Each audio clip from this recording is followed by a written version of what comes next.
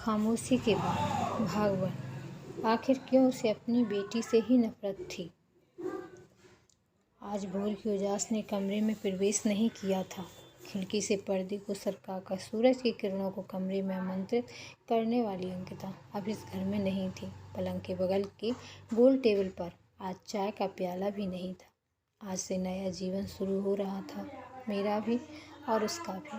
7 बज गए थे। सुबह 6 बजे उठकर मॉर्निंग वॉक जाने का क्रम भी आज टूट गया था। पिछले 15 सालों से किसी सीखी सिखाई विधि से मेरे आगे पीछे घूमा करती थी अंकिता।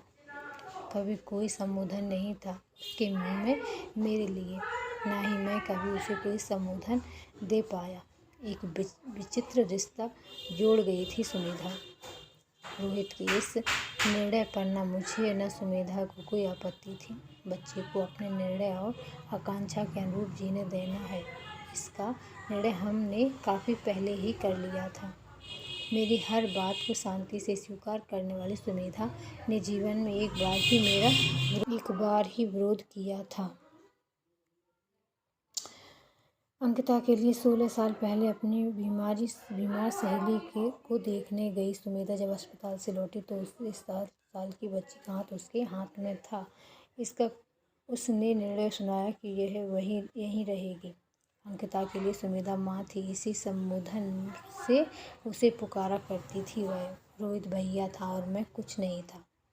मेरे लिए अंकिता सदैव पराई ही रही। मैं बेहद कठोर था इस बात को लेकर कि मेरे निर्णय का सदैव पालन हो। सुमेधा ने अपने जीवन काल में कभी ऐसा कोई काम नहीं किया था जो मेरे चेहरे के भाव बदल दे।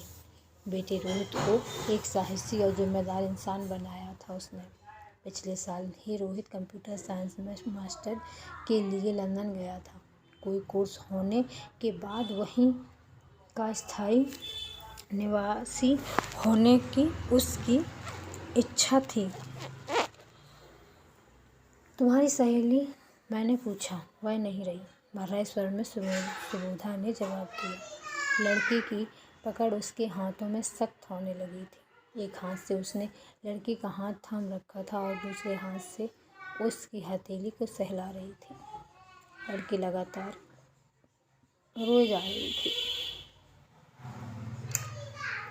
सुमेधा के चेहरे का भाव सख्त था, कुछ ऐसा कि मुझे एहसास होने लगा था कि वह इस लड़की को अब अपने से दूर नहीं करेगी। इसका पिता नहीं है क्या? सुमेधा पर मैंने क्रोध से चिल्लाते हुए पूछा था और भयभीत सी अंकिता सुमेधा के पल्लू में छिप गई थी। मेरी कहानी अच्छी लगी हो तो मेरे चैनल को सब्सक्राइब कीजिए, लाइक कीजिए और कमेंट कीजिए।